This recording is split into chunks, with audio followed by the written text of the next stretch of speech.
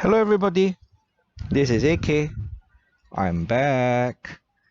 So happy weekend, right? Hope everyone has a good weekend. It's end of the month. August has come to an end, and it feels like the cool weather is back. Yay, happiness, right? Finally, some nice and cool weather, but it's a bit too windy. But not complaining, right? Anyway, so end of the month, dividend for DBS has already been credited to my bank account, so very happy. And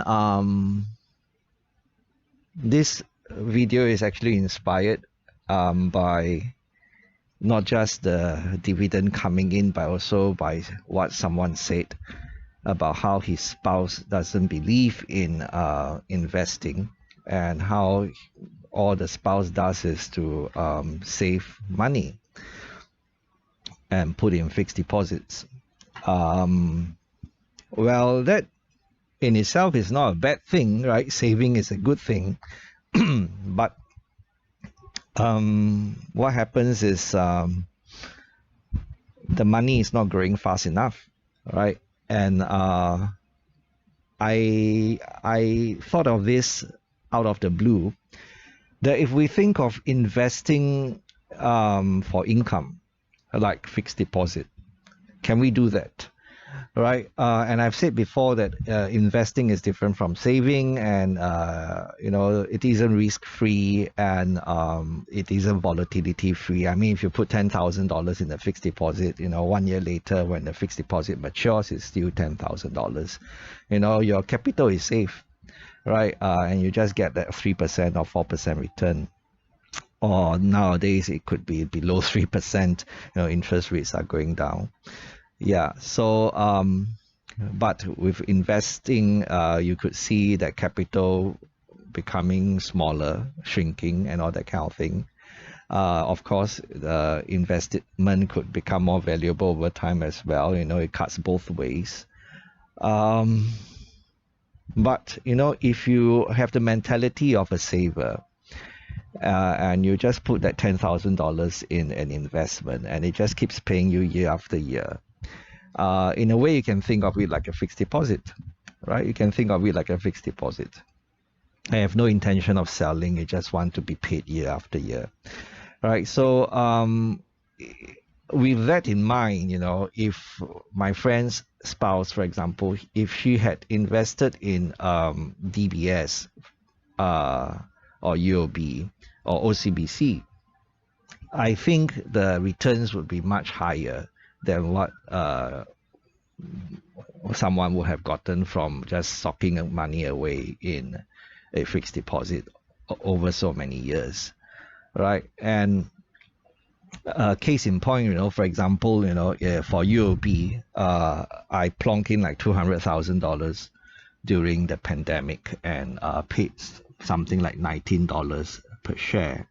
Right, and if we think of the dividend as like 85 cents every half year, or $1.70 per year, based on cost price of $19 per share, the dividend yield is about 9% per year.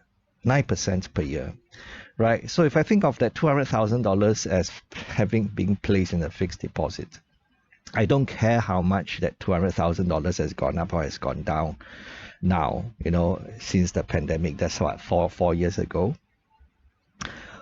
I'm just enjoying a yield of 9%. Or if you think of it as a fixed deposit, I'm enjoying an interest rate of 9% per year, right? That is quite amazing, right? That is quite amazing, right? So for all the savers, or for people who only believe in saving money, this is something worth thinking about, right? It's food for thought, right? And then if we were to throw back many more years, look back many more years, back in 2016 when I first bought DBS shares. That was like $13 to $14 per share, right? $13 to $14 per share. And same thing, if I think of it like a fixed deposit, I mean I'm still holding those shares, right? Think of it as a fixed deposit. I've been holding since 2016. Now, you think of the dividend as being like 54 cents per quarter. That will come up to about $2.16 per share. $2.16 per share based on my lowest cost price of $13 per share. I'm looking at a yield of 16.6%. 16.6% per year. Or you can think of it as an interest rate of 16.6% per year if you think of it as a fixed deposit.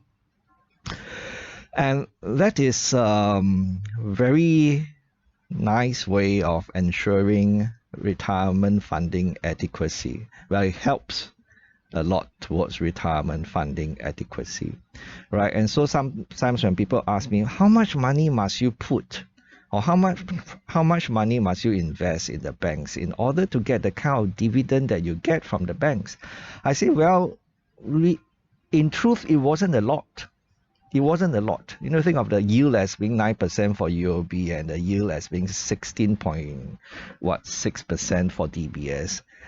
My capital outlay really wasn't that much. The trick is in investing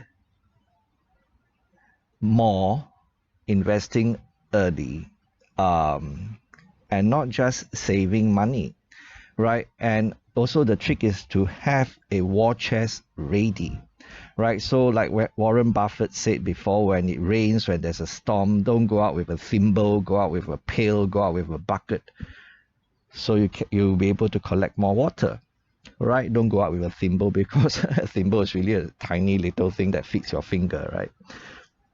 How much water can you collect? So I mean, I'm not saying that fixed deposits are bad, right? There is a place for fixed deposits in our portfolio. I mean, it's cash, right? It's just like T-bills and bonds, right? So I've made a case for having T-bills and fixed deposits in our portfolio, and that is so that when Mr. Market goes into a depression and he's selling things cheap, we have the money to take full advantage of his depression, right? So I mean, what's even more depressing than Mr. Market's depression is that when he goes into a depression and we don't have money to take advantage of his depression. So just a video that provides food for thought on a weekend, right?